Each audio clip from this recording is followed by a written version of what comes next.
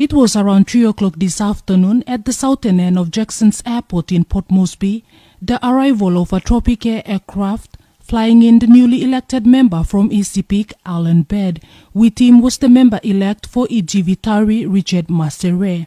On emerging from the terminal, a group believed to be from the People's National Congress Party went in to claim the member-elect for Ijivitari.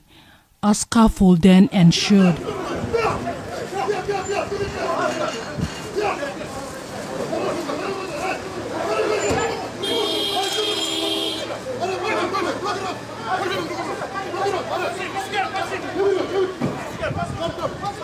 The whole incident drew this comment from the member-elect from Isipik, Alan Bed. PNC, David Arore, come and try to kidnap National Alliance member Richard Masere.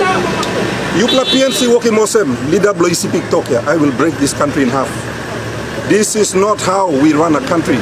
With thugs, with guns, no gun. And I watched thugs, policemen also with guns. They came and they tried to kidnap Richard Masere.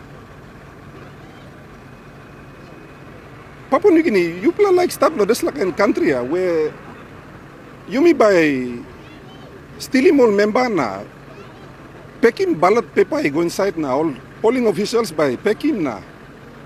This is how you're gonna run your country. I can't believe this. I honestly, I am lost. But people will speak, we will not stand for this sort of thing. This line of passing how you run in country. Peter O'Neill, I appeal to you, you and your thugs. Maybe no merry money, but don't do this. Please.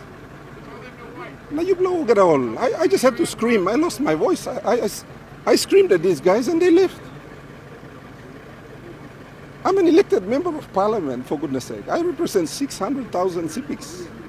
Good luck passing. Yeah. You want to talk to Peter O'Neill, do it properly. Not all of us are animals. Come on.